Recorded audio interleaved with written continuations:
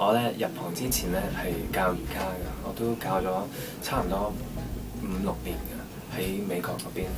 咁從來都冇諗過可以翻嚟香港入依個娛樂圈嘅。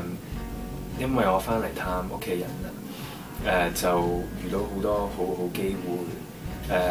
有一日就環球就問我你有冇興趣上嚟試聲 audition？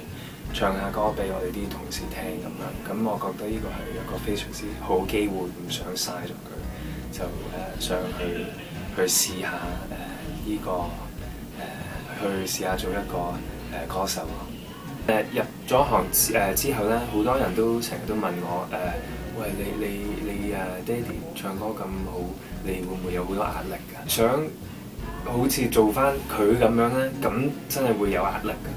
不過我一直都相信自己有啲嘢可以分享俾呢個市場嘅，咁我盡量都係想做翻自己啲嘢咯。